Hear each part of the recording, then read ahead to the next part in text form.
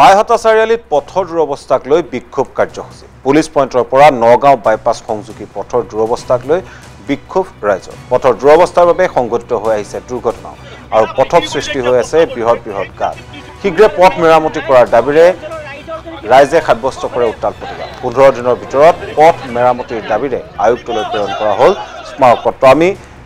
এই প্ৰতিবাদৰ কিছু দৃশ্যাংশ আছে প্ৰথমতে আপোনালোকক দৃশ্যাংশ দেখুৱাই দিছোঁ আৰু সেইমতে ভাষ্য আছে ভাষ্য আপোনালোকলৈ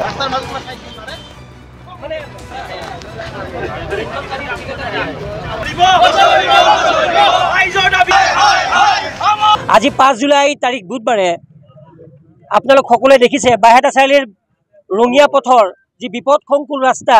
যি ৰাস্তাৰে অহা যোৱা কৰাৰ ফলত বহু কেইগৰাকী মানুহ মৃত্যু মুখলৈকে আগবাঢ়ি যাব লগা হৈছিল দৈৱক্ৰমে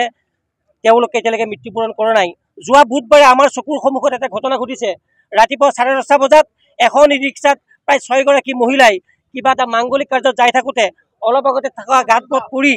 পানী আছিল সেইটো যে এটা পুখুৰীহে বেলেগৰ মানুহে গম নাপাব সদায় আমি হজ কৰোঁ কাৰণে কোনখিনি ৰাস্তা ভাল কোনখিনি বেয়া আমি গম পাওঁ সদায় মনত ভয় থাকে গম নোপোৱা মানুহৰ কিবা এক্সিডেণ্ট হ'ব নেকি বুলি সেই ভাৱটোক সঁচা ৰূপত প্ৰতিপন্ন কৰি বুধবাৰে এগৰাকী মহিলা সেই পানীত পৰি ভৰিখন ভাঙি যায় কাপোৰ কানি ফাটি যায় কান্দি মহিলাগৰাকীয়ে কৈছে মই মাংগলিক কাৰ্যত গৈ আছিলোঁ কিন্তু চাৰিআলিৰ মানুহ ইমান অসচেতন যে ৰাস্তাৰ কাৰণে তেওঁলোক ওলাই নাহে আমি লাজ পাই আজি এই এটা অনুষ্ঠান কৰিছোঁ মই ইয়াতে ক'ব বিচাৰিছোঁ সেইদিনাই 4 জুলাই তাৰিখে ঠিক 2টামান বজাত এগৰাকী পুৰুষ ব্যক্তিয়ে এই ৰাস্তাতে এখন ই-ৰিক্সা আহি থকা অৱস্থাত ই-ৰিক্সাখন বাগৰি পৰাৰ ফলত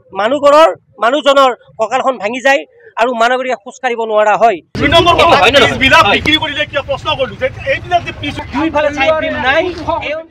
বাইহাটা চাৰিআলিত পথৰ দুৰৱস্থাক লৈ বিক্ষোভ কাৰ্যসূচী পুলিচ পইণ্টৰ পৰা নগাঁও বাইপাছ সংযোগী পথৰ দুৰৱস্থাক লৈ বিক্ষোভ ৰাইজৰ পথৰ দুৰৱস্থাৰ বাবে সংঘটিত হৈ আহিছে দুৰ্ঘটনা আৰু পথত সৃষ্টি হৈ আছে বৃহৎ গাঁত শীঘ্ৰে পথ মেৰামতি কৰাৰ দাবীৰে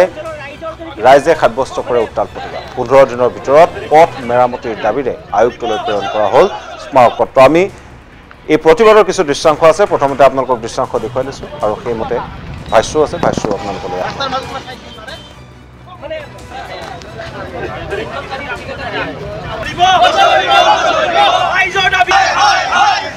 আজি 5 জুলাই তাৰিখ বুধবাৰে আপোনালোক সকলোৱে দেখিছে বাইহাটা চাৰিআলিৰ ৰঙিয়া পথৰ যি বিপদসংকুল ৰাস্তা যি ৰাস্তাৰে অহা যোৱা কৰাৰ ফলত বহু কেইগৰাকী মানুহ মৃত্যু মুখলৈকে আগবাঢ়ি যাব লগা হৈছিল দৈৱক্ৰমে তেওঁলোকে এতিয়ালৈকে মৃত্যুবৰণ কৰা নাই যোৱা বুধবাৰে আমাৰ চকুৰ সন্মুখত এটা ঘটনা ঘটিছে ৰাতিপুৱা 10:30 বজাত এখন ই-ৰিক্সাত প্ৰায় 6 গৰাকী মহিলাই কিবা এটা মাংগলিক কাৰ্যত যাই থাকোতে অলপ আগতে থকা গাঁতত পৰি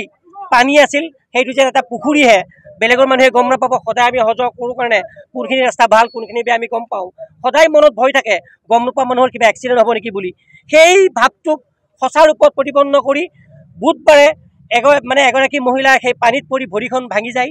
কাপোৰ কানি ফাটি যায় কান্দি মহিলাগৰাকীয়ে কৈছে মই মাংগলিক কাৰ্যত গৈ আছিলোঁ কিন্তু চাৰিআলিৰ মানুহ ইমান অসচেতন যে ৰাস্তাৰ কাৰণে তেওঁলোক ওলাই নাহে আমি লাজ পাই আজি এই এটা অনুষ্ঠান কৰিছোঁ মই ইয়াতে ক'ব বিচাৰিছোঁ সেইদিনাই 4 জুলাই তাৰিখে ঠিক 2টামান বজাত এগৰাকী পুৰুষ ব্যক্তিয়ে এই ৰাস্তাতে এখন ই-ৰিক্সা আহি থকা অৱস্থাত ই-ৰিক্সাখন বাগৰি পৰাৰ ফলত মানুহজনৰ কঁকালখন ভাঙি যায় আৰু মানুহগৰাকীয়ে খোজ কাঢ়িব নোৱাৰা হয়